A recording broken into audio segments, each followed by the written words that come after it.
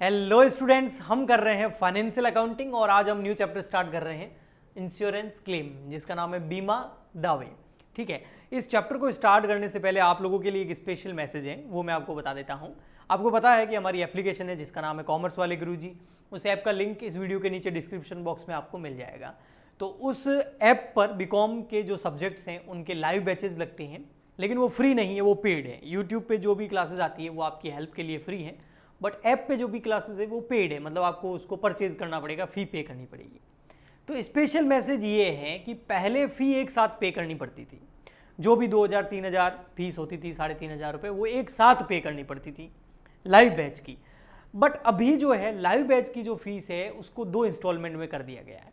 यानी कि अब आप चाहे फाइनेंशियल अकाउंटिंग का भी लाइव बैच लग रहा है, इनकम टैक्स का लाइव बैच लग रहा है, कॉर्पोरेट अकाउंटिंग का लाइव बैच लग रहा है, तो इन तीनों की लाइव बैचेस की फीस को आप 2 इंस्टॉलमेंट में पे कर सकते हैं। तो अगर आप ज्वाइन करना चाहते हैं और इस इंस्टॉलमेंट का फ़ायदा उठाना चाहते हैं तो ऐप डाउनलोड करें फटाफट से और लाइव बैच ज्वाइन कर सकते हैं। तो ये इन्फॉर्मेशन थी, ठीक है। आइए अब हम इंश्योरेंस क्लेम की ओर बढ़ते हैं। इंश्योरेंस क्लेम यानी कि बीमा दावे। फाइनेंशियल अकाउंटिंग बीकॉम के अंदर ये इंपॉर्टेंट चैप्टर है और लगभग सभी यूनिवर्सिटी के अंदर ये चैप्टर होता है, ठीक है। सो इंश्योरेंस क्लेम्स, तो बीमा दावे। तो सबसे पहले बीमा को समझ लेते हैं कि इंश्योरेंस है क्या, उसके बाद क्लेम को भी समझ लेंगे। तो देखिए, इंश्योरेंस से सीधा हमें याद आता है जिंदगी के बाद भी और जिंदगी के साथ भी, यानी कि जो बीमा है उसमें हमको जो बीमा याद आता है वो आता है लाइफ इंश्योरेंस, है ना। बट आपको पता होगा बीमे 2 प्रकार के होते हैं, इंश्योरेंस 2 प्रकार के होते हैं, 2 टाइप के होते हैं। एक तो हो गया आपका लाइफ इंश्योरेंस, लाइफ इंश्योरेंस यानी कि जीवन बीमा, जीवन के साथ भी जीवन के बाद भी, जो लोग अधिकतर LIC से कराते हैं। LIC किसी बीमे का नाम नहीं, इंश्योरेंस का नाम नहीं है। LIC मतलब है लाइफ इंश्योरेंस कॉरपोरेशन, कंपनी का नाम है ना। हाँ, वहाँ पर अधिकतर जो बीमा लाइफ इंश्योरेंस है लोग वहीं से करवाते हैं, ट्रस्टेबल है बहुत, ठीक है। फिर आता है आपका general insurance. General insurance, life insurance के अलावा जितने भी इंश्योरेंस होते हैं वो जनरल इंश्योरेंस होते हैं ना, उसको सामान्य बीमा बोलते हैं, सामान्य बीमा। इस चैप्टर की ओर बढ़ने से पहले हमें थोड़ा बहुत इनका नॉलेज होना चाहिए, तभी ये चैप्टर अच्छे से समझ में आएगा। लाइफ इंश्योरेंस में क्या होता है, बहुत टाइप के प्लान्स होते हैं। कुछ होते हैं कि आप 20 साल का प्लान है, अगर 20 साल से पहले डेथ हो गई आपकी, है ना, मतलब आज इंश्योरेंस करा रहे हैं, 20 साल तक आपको प्रीमियम पे करना है, किस्त भरनी है, और 20 साल से पहले डेथ हो गई तो एक अमाउंट फिक्स है वो आपको मिलेगा, ठीक है, आपकी फैमिली को मिलेगा। और अगर 20 साल तक डेथ नहीं होती है तो भी एक अमाउंट फिक्स है जो आपको मिल जाएगा। तो और वो अमाउंट फिक्स ही होता है, तो वो जो है उसको अधिकतर यहाँ पर जो लाइफ इंश्योरेंस होता है उसको एश्योरेंस बोला जाता है। क्या बोला जाता है? एश्योरेंस, यानी कि आश्वासन होता है। ये क्या होता है? आश्वासन, ठीक है, ओके। अब इसमें 2 चीज़ें होती है, एक होता है कंपनी, जैसे कि आपकी LIC, लाइफ इंश्योरेंस कॉरपोरेशन, ये क्या है? कंपनी है। LIC क्या है? कंपनी, तो ये कंपनी हो गई। और एक होता है पर्सन जिसका इंश्योरेंस किया जाता है। तो जो ये कंपनी है LIC है जो इंश्योरेंस करेगी, इसको बोला जाता है इंश्योरर। क्या बोला जाता है? इंश्योरर। और जो ये पर्सन है जिसका इंश्योरेंस करवाया जा रहा है उसको बोला जाता है इंश्योर्ड। ये वर्ड आप याद रखना, ठीक है, इंश्योरर और इंश्योर्ड। जो इंश्योरर होता है वो इस पर्सन को, यानी कि ये कंपनी जो है इस पर्सन को देती है एश्योरेंस, मतलब आश्वासन। आपको दिख तो रहा होगा, अगर नहीं दिख रहा है तो जूम करना। आश्वासन यानी कि ये जो कंपनी है इसको आश्वासन देती है, बिंदास जियो, हम आपके साथ हैं, और आपके साथ भी और आपके बाद भी, ठीक है। तो वो ऐसा एश्योरेंस देती है कि जो आपको फाइनेंशियली हेल्प की जाएगी। अगर आपकी डेथ हो जाती है और डेथ नहीं भी होती है तो जो टाइम पीरियड है प्लान का वो पूरा हो जाएगा, तो आपको फिर पैसा मिलेगा। इसके बदले में आपको मंथली, क्वार्टरली, ईयरली या लमसम आपको क्या पे करना पड़ेगा? प्रीमियम, जिसको हम किस्त बोलते हैं, वो प्रीमियम आपको पे करना पड़ेगा। तो यहाँ पर मैं 2 वर्ड आपको परिचित कराना चाहूँगा, वो एक है इंश्योरर यानी कि वो कंपनी, और एक होता है इंश्योर्ड यानी कि आपका पर्सन जिसका इंश्योरेंस किया हुआ जा रहा है, ठीक है, ओके। और ये जो किस्त पे करता है उसको क्या बोलते हैं, प्रीमियम बोलते हैं। बट हमारे यहाँ पर अभी इस चैप्टर में लाइफ इंश्योरेंस हमको नहीं करना है, ठीक है, वो अलग है। हमको अभी पूरा अधिकतर कॉर्पोरेट अकाउंटिंग के साथ में इसका एक चैप्टर आ जाता है लाइफ इंश्योरेंस का, ठीक है। अभी हमको जो है हमारे अभी बीकॉम के सिलेबस में फाइनेंशियल अकाउंटिंग में वो है जनरल इंश्योरेंस, यानी कि सामान्य बीमा। जनरल इंश्योरेंस में किसी भी पर्सन की लाइफ के ऊपर इंश्योरेंस नहीं किया जाता है। यहाँ पर अधिकतर इंश्योरेंस गुड्स वगैरह का किया जाता है, ठीक है, जैसे कार का इंश्योरेंस, बाइक का इंश्योरेंस, है ना, किसी फैक्ट्री के अंदर स्टॉक पड़ा है उसका इंश्योरेंस, है ना। तो वो सारे के सारे जनरल इंश्योरेंस के अंदर आते हैं। पहले जनरल इंश्योरेंस 1 साल का होता था, अब ये तो 20 साल का, 25 साल का, 30 साल का, लाइफ टाइम का हो सकता है ना, इसका प्लान ऐसा होता है। पहले ये जनरल इंश्योरेंस जो होता था वो 1 साल का होता था। आप न्यू कोई कार परचेज करके ला रहे हैं तो 1 साल का जनरल इंश्योरेंस होता था, आपको 1 साल का प्रीमियम पे करना होता था, फिर नेक्स्ट ईयर आपको वापस इंश्योरेंस करवाना पड़ता था। अभी न्यू बाइक वगैरह या न्यू कार वगैरह लेते हैं तो उसमें 3 साल का इंश्योरेंस इन्होंने कर दिया है, अभी किया है ये, अभी यही है। उसके बाद 1-1 साल का करा सकते हैं, लेकिन 3 साल का भी एक साथ में होता है, ठीक है। तो 3 साल का प्रीमियम एक साथ आपको पे करना पड़ता है। ये जनरल इंश्योरेंस में आते हैं। जनरल इंश्योरेंस के ऊपर थोड़ा सा जाए तो ये जनरल इंश्योरेंस की जो स्टार्टिंग हुई है वो मरीन इंश्योरेंस से हुई है। मरीन इंश्योरेंस मतलब समुद्री बीमा। तो जनरल इंश्योरेंस की स्टार्टिंग कहाँ से हुई, समुद्रिक बीमा से हुई है। मरीन इंश्योरेंस, मरीन इंश्योरेंस, समुद्री या सामुद्रिक बीमा, मतलब समुद्र का बीमा करेंगे, नहीं समुद्र का बीमा नहीं करेंगे, समुद्र के ऊपर चलने वाले सिप जहाज़ों का इंश्योरेंस। और ये बहुत सबसे पहले इसी का इंश्योरेंस किया गया, क्योंकि क्या होता था कि समुद्र मार्ग से हमने वॉयज अकाउंट अभी चैप्टर करा था, आपको पता ही है कि जो गुड्स का ट्रांसपोर्टेशन अधिकतर पुराने टाइम में भी होता था, है ना। वास्को डी गामा कैसे आया था इंडिया, उड़ के तो आया नहीं था, पवन पुत्र हनुमान तो है नहीं, वो कैसे आया था, समुद्र के मार्ग से आया था। तो अधिकतर यातायात जो होता था, या अधिकतर जब प्लेन नहीं थे, और अभी भी ट्रांसपोर्ट का सारा सिस्टम समुद्र मार्ग से होता है ना, जहाज़ों के थ्रू होता था, है ना। आपने वो समुद्री लुटेरे वाली मूवी देखी होगी, उसमें बताते हैं ना, वो पुराना सिस्टम ही बताते। तो उसमें क्या वो लुटेरे जो होते थे, सामुद्रिक लुटेरे, है ना, पायरेट्स ऑफ कैरिबियन ये मूवी का नाम है, कप्तान जैक स्पैरो, याद होगा आपको। तो वो जो लुटेरे होते थे वो क्या करते थे, जो भी सामान जा रहा होता था समुद्र मार्ग से एक कंट्री से दूसरी कंट्री, एक सिटी से दूसरी सिटी, तो उसको बीच में लूट लेते थे। पहला डर ये होता था। दूसरा डर ये होता था कि समुद्र है तो कभी भी कोई तूफान आ गया, चक्रवात आ गया, या समुद्र में कुछ पहाड़ी से रॉन्ग डायरेक्शन में चला गया, कहीं टकरा गया जहाज या डूब गया, है ना, टाइटेनिक डूबा था जैसे, तो उस केस में रिस्क बहुत ज़्यादा रहती थी। तो फिर यहाँ पर क्या किया, कुछ कंपनियाँ आई, और इसमें पहला पर्सन जो आया था उसका नाम था लियोडस।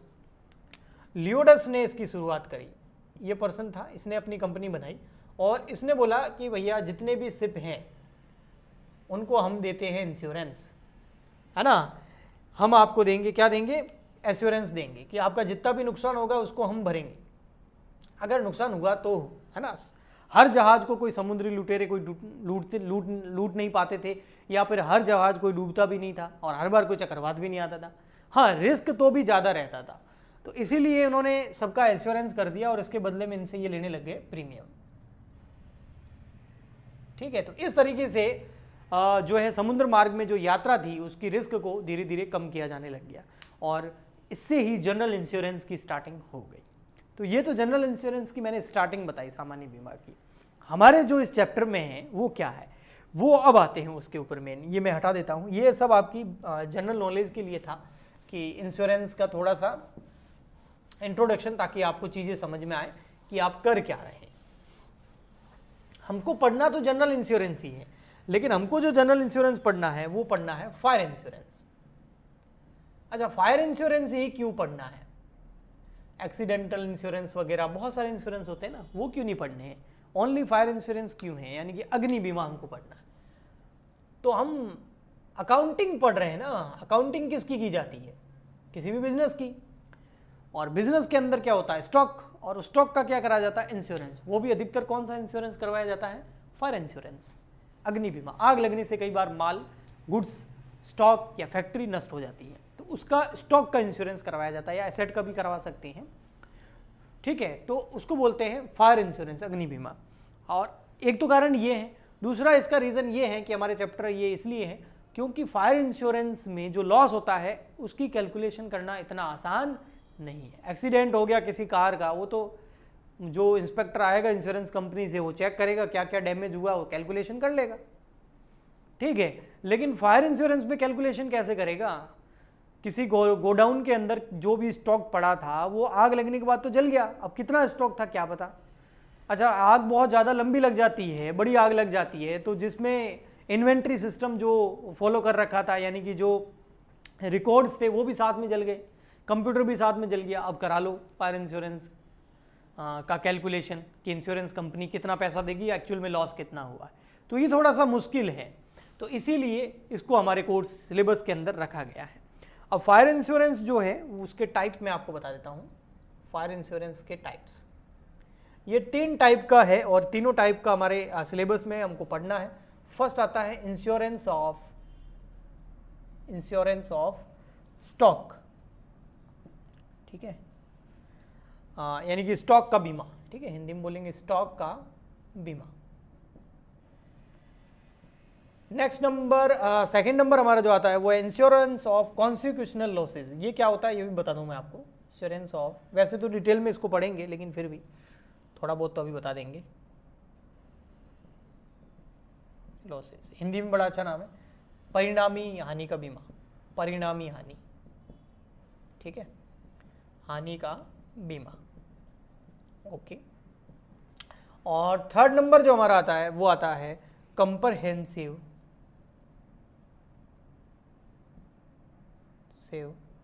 इंश्योरेंस, यानी कि व्यापक बीमा, इसको बोलते हैं व्यापक बीमा, व्यापक बीमा, ठीक है, हिंदी में ये बोलते हैं इसको, ओके। 3 तरह के इंश्योरेंस कराए जाते हैं। कौन से? Fire insurance, insurance of stock, इसमें स्टॉक का इंश्योरेंस कराया जाता है। इंश्योरेंस ऑफ कॉन्सिक्यूशनल लॉसेस, ये कहता है कि जैसे आग लग गई, ठीक है, और आग लगने की वजह से स्टॉक जल गया, मान लेते हैं हमारा 2 लाख का स्टॉक जल गया, इंश्योरेंस कंपनी ने हमको 2 लाख रुपए देती है, बस हो गया, इतना ही नुकसान हुआ क्या? नहीं, आग लगने के क्या दूसरे दिन ही वापस बिजनेस उसी अवस्था में आ जाता है जैसा आग लगने से पहले था।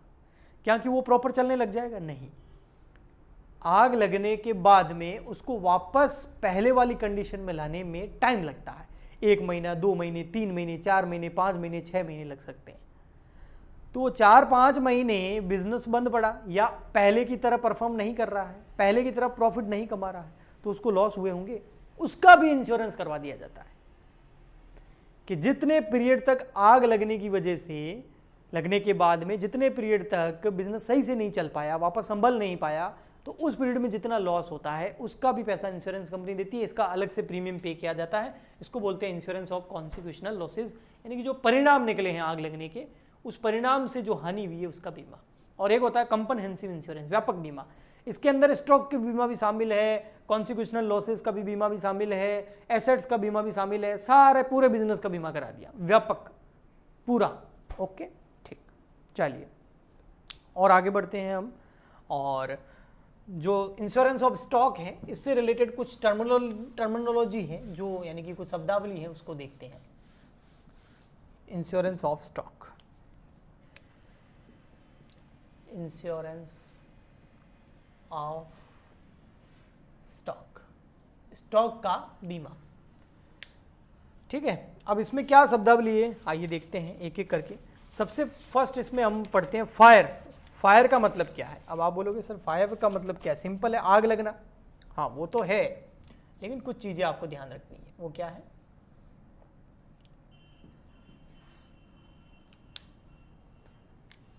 फायर किस कारण लगी? एक तो नेचुरल या नॉर्मल कारण, एक हो सकते हैं एबनॉर्मल, असामान्य।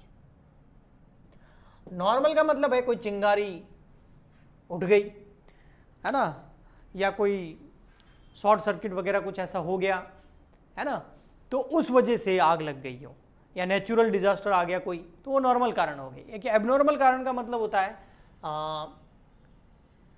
एबनॉर्मली, मतलब जो है मशीन जो है आपकी वो खराब थी और आप उसकी रिपेयरिंग नहीं करवा रहे थे, और उस मशीन की वजह से ही कुछ विस्फोट हो गया या कुछ ऐसा जो आपको ध्यान रखना चाहिए था, आपने लापरवाही कर ली, वो एबनॉर्मल रीजन हो गया। उसका वो कंपनी क्लेम तभी पे करेगी जब आप कुछ एक्स्ट्रा एडिशनल प्रीमियम पे करेंगे। वैसे सारे रीजंस ही शामिल हो सकते हैं, बट उस कुछ ऐसे रीजंस होते हैं जो एबनॉर्मल होते हैं, असामान्य होते हैं। उस केस में अगर आपको उनको भी शामिल कराना है कि कुछ नहीं, हमको तो अगर आग लग जाए तो पैसा मिलना चाहिए, तो उसका एक्स्ट्रा प्रीमियम पे करना पड़ता है, फिर उसको भी शामिल किया जा सकता है। फिर आता है लॉस। हानि, आग लगने की वजह से लॉस कितना हुआ। अब लॉस देखो, मान लेते हैं फॉर एग्जांपल के लिए आपने जो इंश्योरेंस करवा रखा है, इंश्योरेंस कवर करवा रखा है, वो आपने 50,000 रुपए के स्टॉक का इंश्योरेंस करा रखा है। आपके पास 50,000 रुपए का स्टॉक है और उसका आपने इंश्योरेंस करा रखा है। मान लेते हैं लॉस हो गया। अब ऐसा तो है नहीं आग से पूरा ही माल जल गया, कुछ तो बचाया भी होगा, कुछ बच भी गया होगा, आग बुझा दी होगी, फायर ब्रिगेड आ गई होगी। हाँ, तो मान लेते हैं लॉस जो हो गया, आपने 50,000 का इंश्योरेंस करा रखा है और लॉस हो गया आपको 30,000 रुपए का। अब आप बताइए इंश्योरेंस कंपनी आपको कितने रुपए देगी, जितना लॉस हुआ है या जितने का इंश्योरेंस करवा रखा है? जितना लॉस हुआ है।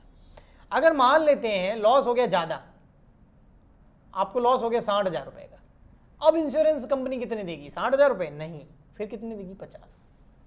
तो ये तो सिंपल सी बात है ना, आपने 50 का इंश्योरेंस कराया, 60 का थोड़ी कराया है, 50 ही मिलेंगे। यहाँ पर 50 का तो इंश्योरेंस कराया, लेकिन लॉस 30 का ही हुआ तो 30 मिलेंगे। ठीक, तो ये चीज़ आप ध्यान रखना लॉस कैलकुलेट करते टाइम। इसमें आगे को एक और चीज़ आती है, वो बता देता हूँ, वो बड़ी अच्छी है फायर और लॉस के बाद में, वो है एवरेज क्लोज। ये आगे बहुत अच्छा पॉइंट है जो आपके हर क्वेश्चन के अंदर एवरेज क्लोज निकालना होगा। एवरेज क्लोज, इसको बोलते हैं औसत धारा। ओसो धारा नहीं है, एक ओसो धारा भी है, वो नहीं है, औसत धारा है। ठीक है, एवरेज क्लोज ये क्या है मैं आपको समझाता हूं। मान लेते हैं हमने इंश्योरेंस करवाया 80,000 रुपए का। इंश्योरेंस कितने का करवाया? 80,000 रुपीज का स्टॉक है, उसका हमने इंश्योरेंस करवाया। ठीक है, लेकिन एक्चुअल में हमारे स्टॉक में जो माल पड़ा है, जो गुड्स पड़ा है, उसकी वैल्यू है 1 लाख रुपीज। आप बेईमानी कर रहे हो ना, इसका मतलब तो आपके गोडाउन के अंदर जो गुड्स पड़ा है उसकी वैल्यू कितनी है? 1 लाख, लेकिन आपने इंश्योरेंस कितने का करा रखा है? ओनली 80,000 का, मतलब 20,000 रुपए के स्टॉक का आपने इंश्योरेंस नहीं करवा रखा। ओके, ठीक। अब मान लेते हैं आपको हो गया लॉस, आग लग गई, लॉस हो गया, और लॉस हो गया आपको 60,000 रुपीज का। 60,000 रुपए का लॉस बाय फायर हो गया, माल जल गया, 60,000 रुपए का गुड्स डिस्ट्रॉय हो गया आग लगने की वजह से। अब मुझे बताइए कि क्लेम कितना मिलेगा? क्या क्लेम पूरा 60,000 रुपीज कंपनी पे करेगी? नहीं, आपने बेईमानी करी है ना, तो कंपनी आपको 60,000 रुपए पे नहीं करेगी। भले ही आपने 80 का इंश्योरेंस करा रखा है तो भी आपको 60,000 रुपए पे नहीं करेगी, क्योंकि कंपनी का मानना है कि ये जो 60,000 रुपए का जो आपका गुड्स जल गया है, उसमें कुछ तो गुड्स ऐसा होगा जिसका आपने इंश्योरेंस करवाया है, और कुछ गुड्स ऐसा भी जला होगा जिसका इंश्योरेंस नहीं करवाया। तो इसका मतलब इसमें सारा वो गुड्स थोड़ी है जिसका इंश्योरेंस करवाया हुआ, कुछ ऐसा भी शामिल है जिसका इंश्योरेंस नहीं करवाया हुआ है ना। हाँ, अगर 1 लाख का पूरा इंश्योरेंस करवा देती तो फिर 60 मिल जाती। इसका मतलब आपके पास जो गुड्स पड़ा था वो कितने का था? 1 लाख का। आपने इंश्योरेंस कितने का कराया? 80,000 रुपीज का। मतलब जो आपके पास गुड्स पड़ा था उसका ओनली आप देखा जाए तो 80% ही आपने इंश्योरेंस करवाया, पूरा 100% इंश्योरेंस नहीं कराया। तो जितना लॉस हुआ है, लॉस कितना हुआ? 60,000 रुपए का। तो उसमें भी आपको क्लेम ओनली कितना मिलेगा? 60,000 का कितना परसेंट? 80%, क्योंकि इंश्योरेंस आपने पूरे गुड्स का नहीं कराया। तो यह आ जाएगा 48,000। इस चीज को आप डायरेक्ट ऐसे भी कैलकुलेट कर सकते हो, आप पूरा उसका परसेंटेज कैलकुलेट मत करो, आप सीधा लिख दो कि 1 लाख का गुड्स था, इंश्योरेंस कराया 80,000 का, तो 60,000 का लॉस होने पर क्लेम कितना? 48,000। बात वही है, जैसा आपको सही लगे। ये हो गया आपका एवरेज क्लॉज।